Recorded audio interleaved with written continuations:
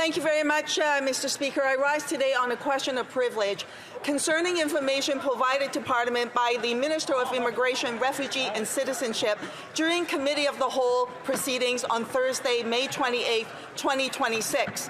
During those proceedings, I asked the Minister about approximately 130 Palestinian graduate students from Gaza who had been waiting for nearly 2 years for decisions on their study permit applications.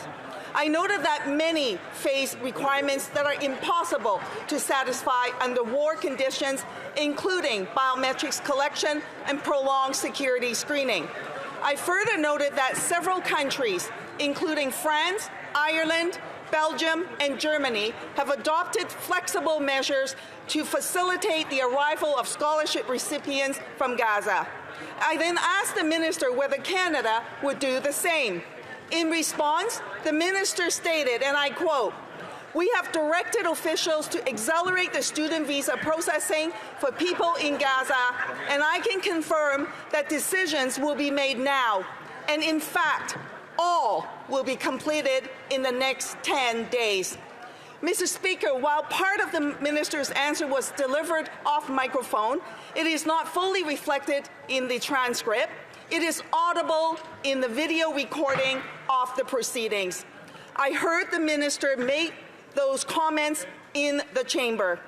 Given the significance of the statement, I subsequently reviewed the recording and confirmed what I heard. The Minister's response was not vague. It was not aspirational. It was not framed as a hope or expectation. The Minister informed Parliament that officials had been directed to accelerate proceedings and that decisions would be completed within 10 days. As members of Parliament, we are entitled to rely upon information provided by the ministers during parliamentary proceedings. Indeed, our ability to hold the government to account depends on it. Following the Minister's statement, I understood that decisions on these applications would be forthcoming within the time frame identified by the Minister. I communicated accordingly with stakeholders and advocates who have been working tirelessly on behalf of these students. However, information subsequently received has raised serious concerns regarding the accuracy of the Minister's statement to Parliament. Just today, I've learned that officials in the Minister's department are saying that the Minister's response regarding a completion in the next 10 days is not the case. And as I've been contacted by Canadian advocates for the students who wrote me today to say, quote, "We just met with a IRCC representative this morning, and it doesn't sound like they will follow through on this," end quote.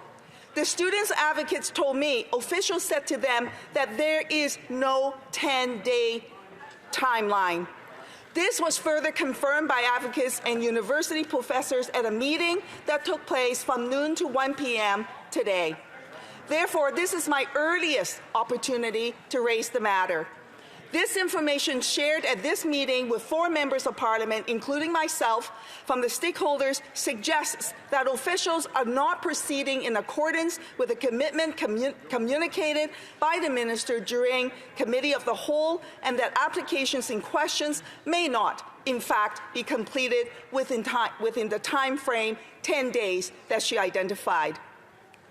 Mr. Speaker, I fully acknowledge that findings that a member deliberately misled the House may be rare and require a high threshold.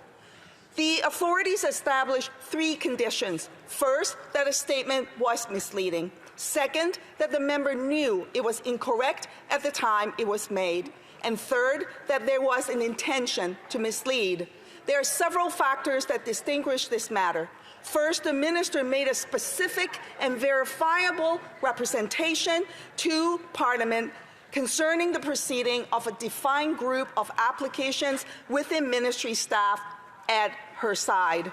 Second, the representation included a precise timeline, completion within 10 days. Third, the statement concerned operational actions that would necessarily have been based on the information provided to the Minister by her department, who were sitting right in front of her. Fourth, the information that has emerged since the minister's statement calls into question whether the commitment communicated to Parliament reflected the actual status of those files. Mr. Speaker, I'm not asking you to determine today whether the minister deliberately misled Parliament. Such determinations are not made lightly. Rather, I submit the circumstances raise sufficient concern to warrant further examination by the House. Members must be able to rely on ministerial statements when carrying out their parliamentary duties.